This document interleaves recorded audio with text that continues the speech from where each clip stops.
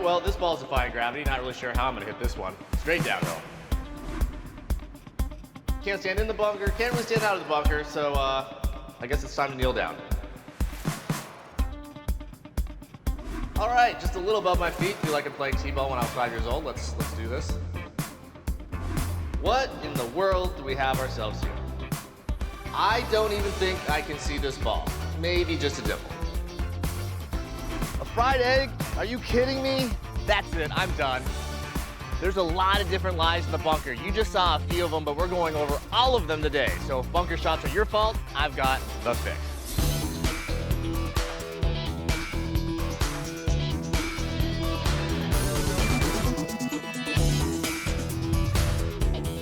Thanks for joining us on the Golf Fix. We're here at the beautiful Lake Nona Golf and Country Club in their iconic short game area. And today we're talking all things bunker. We're even going to talk about the fairway bunker later. But to start, one thing I want to mention is that, and we've heard this before, but almost all of the best players in the world would prefer to have a good lie in the bunker than to be around the green trying to get up and down out of the rough. Now, I can even use some statistics to prove that. Hideki Matsuyama, believe it or not, is 75% this year up and downs from the bunker. The next closest guy from around the greens is 66%. So huge difference. Obviously shows that if you have good technique, you can analyze your lie correctly and hit the correct up and down the majority of the time. So let's talk about the bunker, what's different. With amateurs, what I tend to see is the most blow-up holes around the green are always gonna start in the bunker. They might have 1, 2, 3, even 4 shots that they leave in the bunker. I've even seen people walk off the green because they can't get it out. I see that time and time again, and through the right technique, through the right training that we're gonna talk about today, you're definitely gonna feel a lot more confident getting out of the bunker from any situation. So that's something that I really want us to take into account, is understanding the lie, understanding what we have in front of us. And you know, we've seen some of the best bunker players of all time, Gary Player, Phil Mickelson,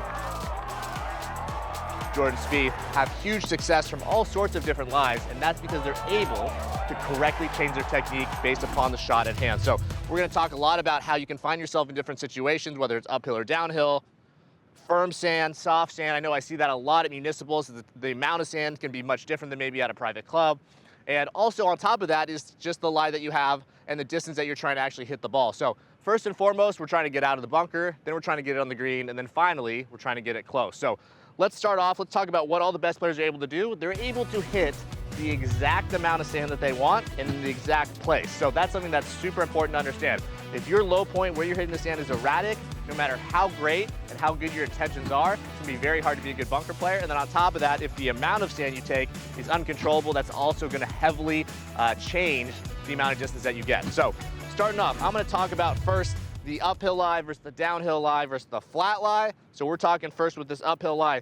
One thing that I see all the time, when people get an uphill lie, you gotta understand and realize that on an uphill lie, relative to flat, the attack angle is gonna be much, much steeper. And so you need to counter that. You know, you hear a lot in the bunker, lean forward, pressure forward, hinge the club. Well, if I lean forward, I hinge the club up and I come back down, I'm gonna take so much sand, it's gonna look kind of like that. That ball's not gonna go anywhere. So when hitting on an uphill lie, couple things. First thing, understand that the ball's gonna go higher and shorter. So I have a 58 here, I have a 54 here. For my uphill lie, I'm actually gonna take my 54. Now, because of how I set up and how I approach this ball, it's not gonna necessarily play like a 54. It might play like a 58. I'd have to make a pretty massive swing if it's this uphill to be able to get it to this pin, and I don't wanna have to make such a large swing. So first things first, I'm gonna dig in, you gotta get balance. And then from here, because this is very exceptionally uphill, I want you to actually tilt with the hill. Weight's gonna be a little bit on the back foot. Now you might think, weight's on the back foot, I'm gonna hit behind it. Well, good news for you, there's no sand back here. It's very low, so it's much harder to hit too far behind the ball. But this is gonna make it easier for us to come in on a shallower attack angle relative to that slope and make it easier to get up in the air. So I'm gonna slope my shoulders, gotta match the slope. Weight's actually a little bit more back. Still gonna try to enter the sand a couple inches behind, and I gotta expect that this ball is gonna go a lot higher. It's not gonna go as far as it normally would, especially for a 54-degree wedge. So shoulders back, club up, finish kind of short, just kind of pop it up out of this bunker. You can kind of see it pop straight up there. Not bad, I'll take it. Not bad for the first one of the day. And you know, normally if I made a swing that large with the 54-degree wedge, it would go too far. Now, downhill, exact opposite. So kind of things to think about here. On a downhill lie, these are probably the ones that I see amateurs struggle with the absolute most, is understanding that they have to be exceptionally steep here in order to make correct contact. So it's so easy when the ball's on a downhill lie to hit a bunch of sand before, drop kick it, blade the ball into the middle of the lip of the bunker. Never a fun thing. So what we want to do here, this is a tough one. We want to play the ball actually a little forward, otherwise it's going to be hard to get in the air. But from here, what I really want you to focus on is belt kind of forward, upper center even more forward. So you're really going to feel like you're leaning on this front leg, almost like a 90-10. From here, I want you to feel like the shaft is somewhat neutral. And then what we really want to feel here is that the club's going straight up, hitting the sand, and then staying in the sand as long as possible. So one of the problems, and it's very natural, very instinctual from this lie, to want to get the ball up in the air because it feels like it's going to go low, which is why, which I should have mentioned before, we want to really take that higher lofted club. Take that 58, take that 60. If you have a 64-degree wedge, take the 64. But what you want to take is a club that makes it easier to get it up in the air so you don't have to try to do it so much with your path and attack angle. And from here, you can just really lean forward, face square to slightly open, really high, really low. And generally, these are going to come out a little bit lower, depending on the loft that you have, so you want to play for that. So here, I only need to get it a little bit out of this bunker. It's going to generally roll to that pin, and I'm fine with that. So just kind of expecting what we're going to get. So tilt, up, real low follow through. Let's see what we can do here. Just like I wanted, barely got it out. A little too far to the left, but I'd be pretty happy with that from this distance. I still have a chance to get up and down.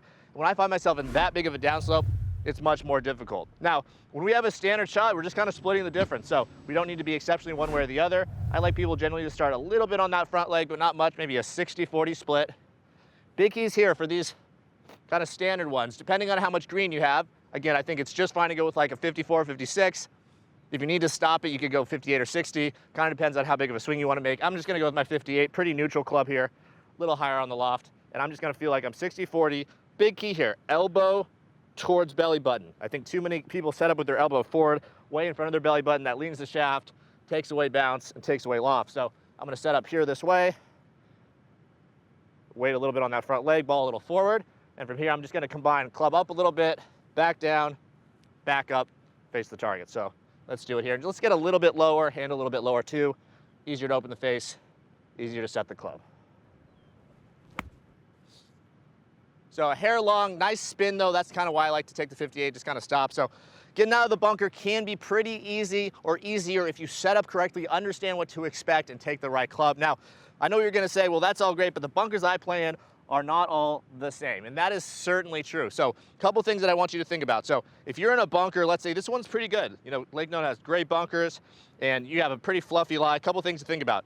You don't necessarily want to have minimal bounce. You want to have a little more bounce. You want that club to glide. You want the feeling of that sole with the trail edge lower than the leading edge, kind of like that boat feel. And so in order to do that, I like to actually take a lower lofted club, open the face a little more, lean the hand a little more back, kind of naturally add some bounce. And then from there, I'm not too worried about swinging right underneath the ball. That's something that certainly can happen. So in these really fluffy bunkers, it can be easy to either leave it in the bunker, swing right underneath it, and just not get enough ball speed. So take a lower lofted club, it's gonna help get it out. Open the face and lean the handle back a little more, that's gonna add some bounce. And then from there, I can just swing pretty normally. But because of that extra setup, because of that extra bounce, I should be in good shape. Big things to kind of talk about here. We want to make sure that that club head, as it enters the bunker, gets back out and up. It's really big that we don't swing down and left. If it's a very fluffy, lot of sand in the bunker, and you go down and left, it's generally going to get the ball to get stuck in the bunker, and the club's going to not naturally get through the sand. So we want to make sure that you get that club out, help shallow it out, face a little open, hand a little bit back, and then same general motion. So pretty good there, got through the sand, even though it was sitting up, you see it had some good spin. So that's kind of what we're working on when it has a lot of sand. Now, the opposite is true for a lot of people. Hey, I don't have a lot of sand in the bunker. Maybe, of course, that place windy. Maybe they haven't replaced the bunkers in a while. Whatever it might be, you might get some situations where it's very packed. So I want to move some of the sand around here, step down a little bit, get rid of some of this. And when you're in this situation, you want less bounce. It's going to make it a little bit easier to dig into the little sand that you have, get underneath the ball, and because of that, you want to take your highest lofted club. You want to make sure that the face isn't very open, because if it's open, it's going to tend to have a hard time digging. That's going to add bounce when you open it. And then you just want a shorter follow through. Shorter follow through is going to keep that club lower. It's going to help keep it underneath the bunker, not drop kick it. And because of that, you're going to have, just in some ways, slightly less aggressive swing, because when there's less sand, it's easier to hit a long ways. When there's a lot of sand, it's easier to hit it short. So same idea. Face pretty square though, so I might aim a little bit straighter.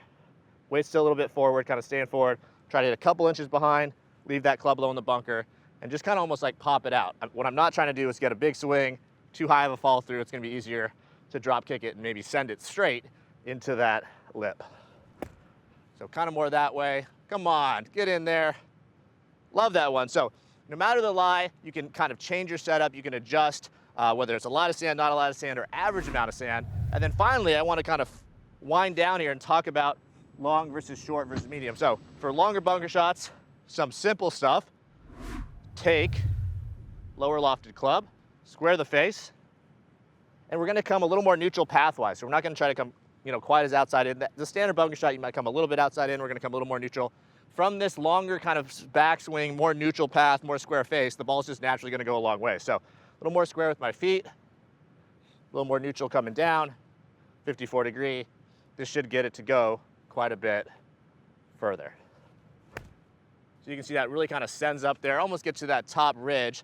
A little bit more swing probably would have done it. And then vice versa, if I'm trying to hit it short, take the highest lofted club, still gonna make a relatively big backswing, but on the downswing, real slow, almost like your arms are absolutely dead.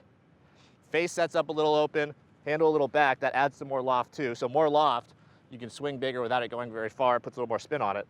So if I don't want to hit this very far, I'm still going to take it back. The worst thing I see in the bunker when people don't want to hit it far is they go back short and then kind of through long, or they just decelerate a lot. So I want to make sure you get it back long enough and just kind of really relax the arms coming down, let the club kind of pass your hands and just feel like you're almost going to let go. That's going to add some lofted impact, take away some distance, and get you in a good spot. So I'm trying to get this just slightly outside of this bunker, long backswing, let the club kind of just fall on that downswing. Face open, hands back.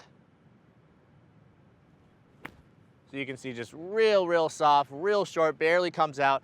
That's what we're looking for those shorter ones. So you can change the club, you can change the setup, you can change the swing a little bit, but as long as you understand how to adjust, it's gonna be a lot easier to hit the shot exactly how you want it to be hit, roll out the amount that you see. And just like when you're reading greens, you want to foresee what you think the shot is going to do. You can even read the green yourself, understand the amount of spin it's probably going to have from the lie it's going to have, the landing angle, how much it wants to roll out, and all of the above. So don't you worry, no matter what the lie is, thin, heavy, downhill, uphill, we got you covered, you got you covered. In practice like this, you have a lot more success with any lie in the bunker.